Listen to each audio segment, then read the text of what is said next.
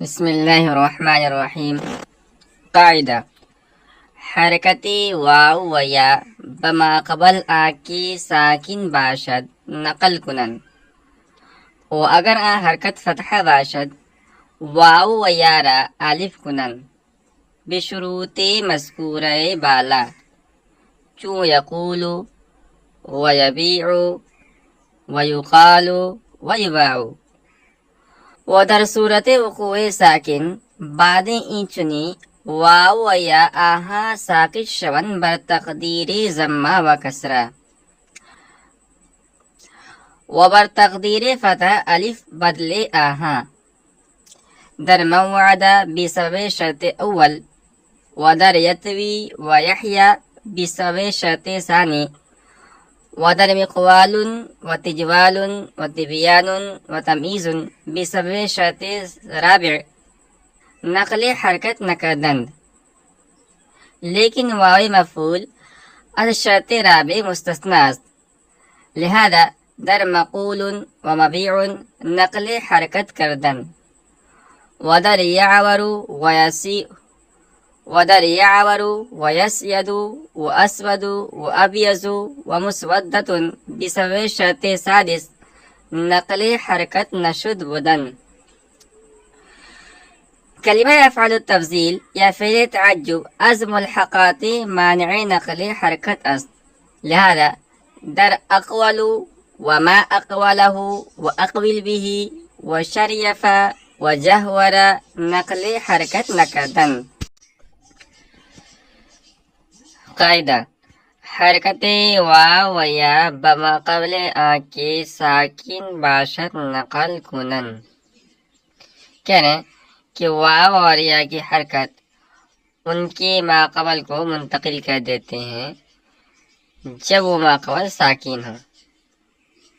وگر حرکت فتحہ باشد واو و یا را الف کند بشروط مذکورہ بالا، چون یقول و یبیع و یقال و یباع. پھر وہ حرکت اگر فتح ہو تو واو اور یا کو الف بنا دیتے ہیں مذکورہ بالا شرائط کے ساتھ، جیسے یقول، یبیع، یقال اور یباع. و در صورت وقوع ساکن بعد چنی واو و یا آہا ساکت شون بر تقدیر ضمہ و کسرہ. اس جیسے واو اور یا کے بعد کسی ساکن کے واقع ہونے کی صورت میں یہ واو اور یا ساکت ہو جاتے ہیں مضموم اور مکسور ہونے کی صورت میں. وبر تقدیر فتح الف بدل آہا، اور فتحہ کی صورت میں ان کے بجائے وہ الف ساکت ہو جاتا ہے. در من وعد بسبب شرط اول، و در یتوی و یحیی بسبب شرط ثانی، و در مقوال و تحوال و تبیان و تمییز بسبب شرط رابع نقل حرکت نہ کردن. یعنی کہ موعد میں شرط اول کی وجہ سے، اور یتوی و یحیی میں شرط ثانی کی وجہ سے، اور مقوال، تجوال، تبیان، تمییز میں شرط رابع کی وجہ سے واو اور یا کی حرکت منتقل نہیں کی. لیکن واو مفعول از شرط رابع مستثنی است، لہذا در مقول و مبیع نقل حرکت کردند. لیکن اس میں مفعول کا واو شرط رابع سے مستثنی ہے، لہذا مقول اور مبیع میں حرکت ماقبل کو منتقل کی ہے. ودر یعور و یسید و اسود و ابیض و مسود بسبب شرط سادس نقل حرکت نشد بودن. اور یعور، یسید، اسود، ابیض اور مسودۃ میں شرط سادس کی وجہ سے حرکت منتقل نہیں ہوئی. کلمہ افعال التفضیل یا فعل تعجب یا از ملحقات معنی نقل حرکت است، لہذا در اقولو وما اقولہو و اقبل بھی و شریف و جہور نقل حرکت نکردن. کہہ رہے ہیں کہ اس میں تفضیل مذکر کا صیغہ ہونا یا فعل تعجب ہونا یا ملحقات میں سے ہونا واو اور یا کی حرکت کو ما قبل کی طرف منتقل کرنے سے معنی ہے. لہذا اقولو ما اقولہو اقبل بھی شریف جہور میں واو اور یا کی حرکت ما قبل کی طرف منتقل نہیں کی.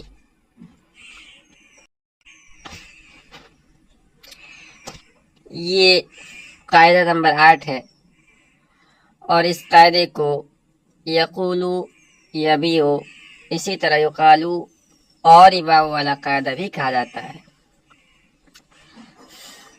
اور دراصل یہ دو قاعدے ہیں، ایک تو یقولو اور یبیعو والا اور دوسرا ہے یقالو اور یباعو والا.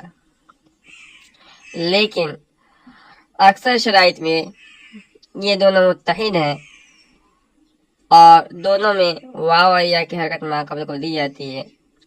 اسی بنا پر مصنف رحمۃ اللہ علیہ نے ان دونوں کو یکجا بیان کیا ہے. اور اس قاعدے کی اکثر شرائط وہی ہیں جو ما قبل والے قاعدے کے اندر بیان کیے گئے، قال اور با والے قاعدے کے اندر.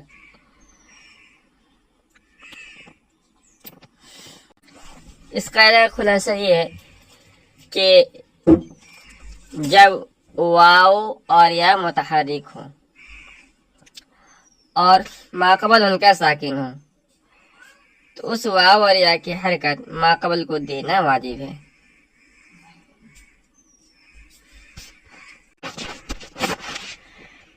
پھر اس واو اور یا کی حرکت اگر ضمہ یا کسرہ ہو تو ان کی حرکت ما قبل کی طرف منتقل ہونے کے بعد ان میں مزید کوئی تبدیلی نہیں ہوتی ہے، بلکہ ان کو اپنے حال پر چھوڑ دیا جائے گا.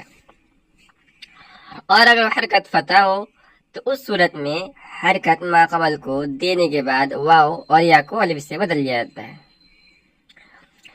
ضمہ اور کسرہ کی مثال مصنف نے دی ہے، یقولو ہے، یبیعو ہے. ضمہ اور کسرہ کی مثال ہے یقولو اور یبیعو. تو یقولو اصل میں تھا یقولو اور یبیعو اصل میں تھا یبیعو. تو اس میں یقولو کے اندر واو کی حرکت ما قبل کو دے دی گئی اور یبیعو کے اندر یا کی حرکت ما قبل کو دی گئی اور بس اس کے اندر مزید کوئی تبدیلی نہیں کی گئی ہے. مفتوح ہونے کی مثال ہے یقالو اور یباعو.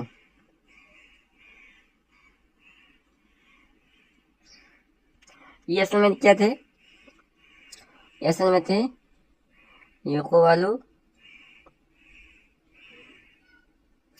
اور یبیعو.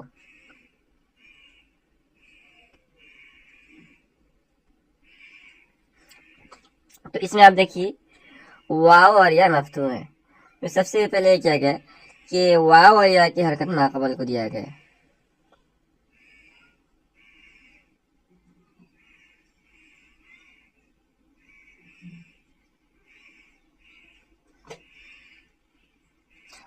اور اس کے بعد واو اور یا کو الف سے بدل دیا گیا تو یقالو یباعو ہو گیا. ودر صورت حقوق ساکن بارے ہی چنے. یہاں سے مصنف نے بتایا ہے کہ اس قاعدے کے مطابق جب واو اور یا کی حرکت ما قبل کو دے دی گئی، اب اگر اس واو اور یا کے بعد کوئی ساکن واقع ہو جائے تو یہ واو اور یا دونوں التقاء ساکنین کی وجہ سے حذف ہوتے ہیں. مضموم اور مکسور ہونے کی صورت میں تو واو اور یا بذات خود ساکت ہو جاتے ہیں، کیونکہ مضموم اور مکسور ہونے کی صورت میں ان کی حرکت ما قبل کو دینے کے بعد یہ دونوں خود موجود رہتے ہیں. جیسے یقولنا ہے، یبعنا ہے. جیسے یقولنا اور یبعنا یہ اصل میں یقولنا اور یبعنا تھے. تو اس میں ہم نے یہ کیا کہ واو اور یا کی حرکت ما قبل کو دے دیا ہم نے.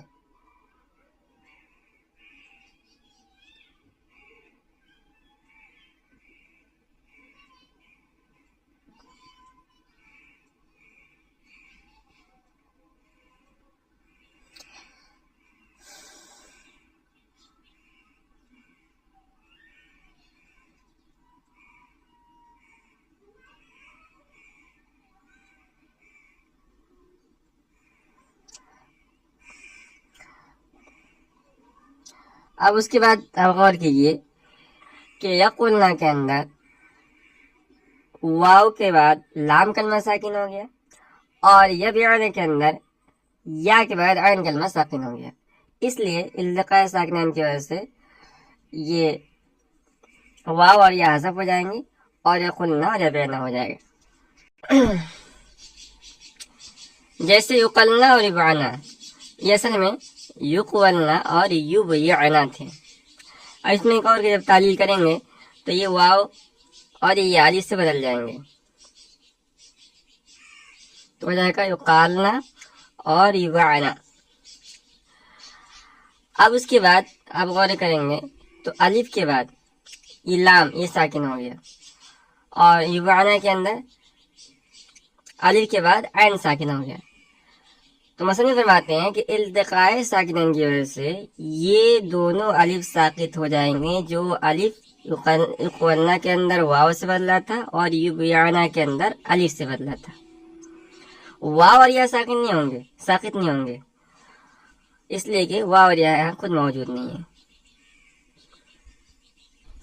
مصنف فرماتے ہیں کہ مفتوح ہونے کی صورت میں واو اور یا کی جگہ پر وہ الف ساقط ہو جاتا ہے جو اسی واو اور یا سے بنا ہے، اور اس کی وجہ یہ ہے کہ فتح ہونے کی صورت میں واو اور یا کی حرکت ماقبل کو دینے کے بعد یہ الف سے بدل جاتا ہے، خود موجود نہیں رہتا ہے۔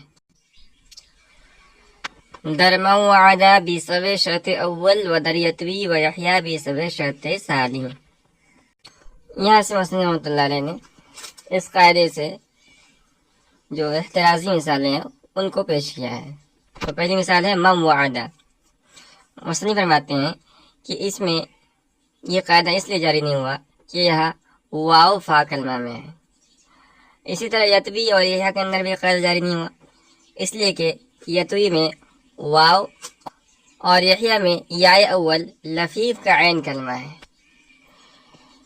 اسی طرح مقوال، تحوال، تبیان، تمیز میں اس قاعدے کے مطابق واو اور یا کی حرکت ماقبل کو اس لیے نہیں دی گئی ہے کہ ان مثالوں میں واو اور یا کے بعد مد زائدہ موجود ہے۔ مقوال اور تحوال میں واو کے بعد الف مد زائدہ ہے اور تبیان میں یا کے بعد الف مد زائدہ ہے۔ اسی طرح تمیز میں یا کے بعد ایک اور یا مد زائدہ موجود ہے،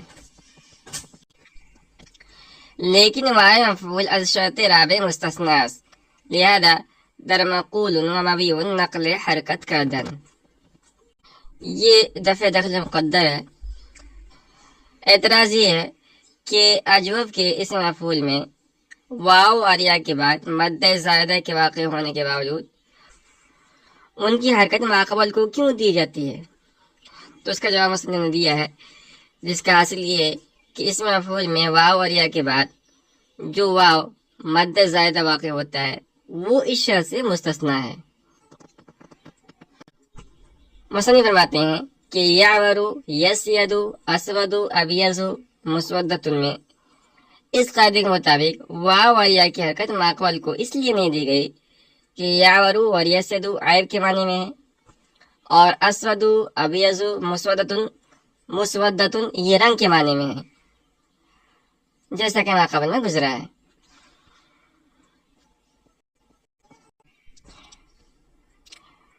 اسی طرح اقوالو اور ابیعو میں یہ قاعدہ اس لیے جاری نہیں ہوا کہ اس میں تفضیل مذکر کے صیغے ہیں۔